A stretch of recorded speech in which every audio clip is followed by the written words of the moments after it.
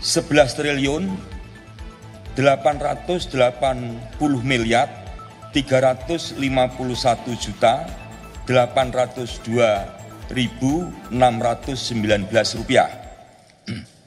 Ada beberapa hal yang ingin kita sampaikan. Yang pertama saya sendiri, nanti yang kedua Pak Direktur Penyidikan.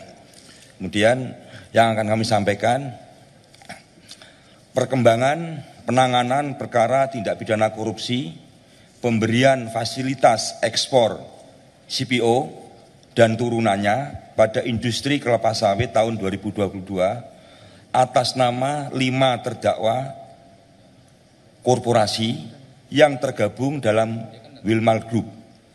Kelima terdakwa tersebut adalah yang pertama PT Multimas Nabati Asahan, 2 PT Multi Nabati Sulawesi, 3 PT Sinar Alam Permai, 4 PT Wilmar Bioenergi Indonesia, dan 5 adalah PT Wilmar Nabati Indonesia. Para terdakwa korporasi tersebut masing-masing didakwa melanggar pasal 2 ayat 1 dan pasal 3 yunto pasal 18 Undang-Undang Nomor 31 Tahun 1999 tentang pemberantasan tindak pidana korupsi sebagaimana telah diubah dengan Undang-Undang Nomor 20 Tahun 2021 tentang perubahan atas Undang-Undang Nomor 31 Tahun 1999 tentang pemberantasan tindak pidana korupsi yunto pasal 55 ayat 1 ke 1 KUHP.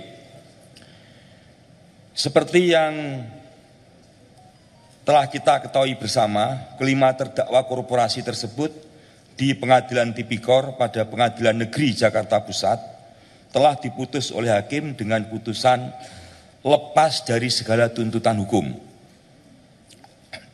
Sehingga penuntut umum melakukan upaya hukum kasasi yang hingga saat ini perkaranya masih ada dalam tahap pemeriksaan kasasi.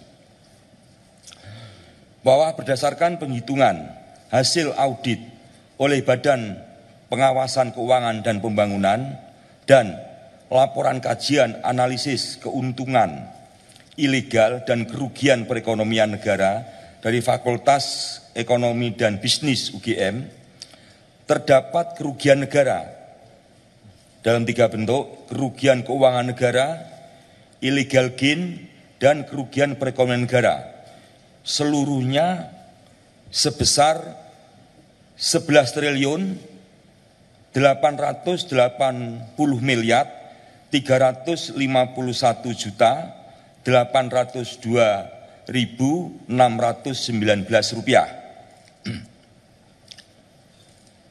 Dengan perincian, tadi saya sebutkan, yang pertama PT Multimas Nabati Asahan sebesar 3 triliun 997 miliar 42 juta 917.832 rupiah 42 sen.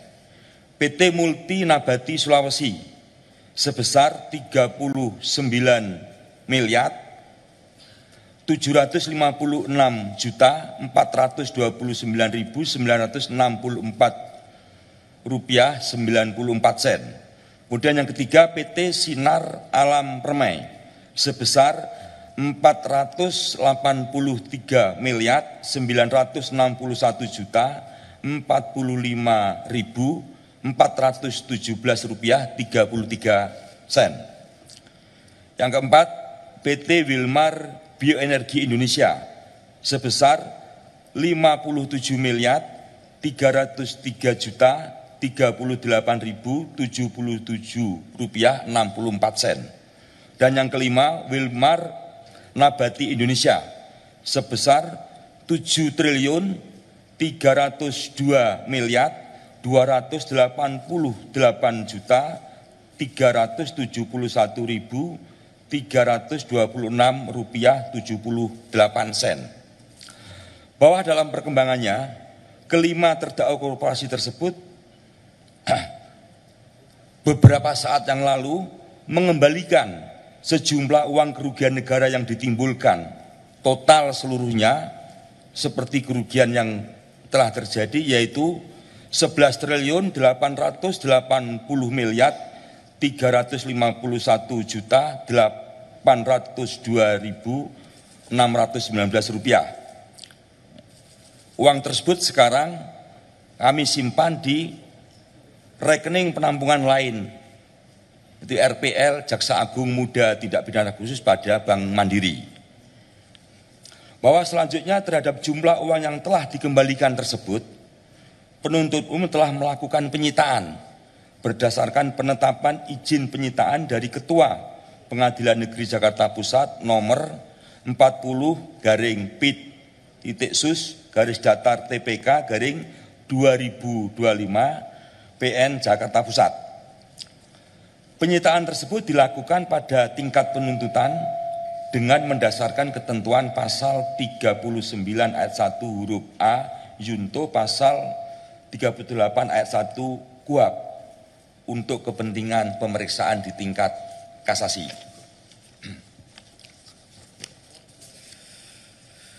Selanjutnya, setelah dilakukan penyitaan, kami mengajukan tambahan memori kasasi yang sebelumnya sudah kita ajukan, yaitu memasukkan uang yang telah kami sita tersebut menjadi bagian yang tidak terpisahkan dari memori kasasi, sehingga keberadaannya dapat dipertimbangkan oleh Hakim Agung yang memeriksa kasasi, khususnya terkait uang tersebut, supaya dikompensasikan untuk membayar seluruh kerugian negara yang ditimbulkan akibat perbuatan korupsi yang dilakukan oleh para terdakwa korporasi. Para rekan media, yang kita lihat sekarang ini di sekeliling kita ini ada uang, ini total semuanya nilainya 2 triliun. Uang ini merupakan bagian dari uang yang tadi kita sebutkan 11 triliun 880 miliar 351 juta 802.619 rupiah. Jadi kenapa tidak kita rilis secara bersama senilai jumlah tersebut? Ini karena faktor tempat dan faktor keamanan tentunya, sehingga kami berpikir jumlah ini cukup untuk mewakili jumlah kerugian negara yang timbul akibat perbuatan para terdakwa korporasi yang tergabung dalam Wilmar Group.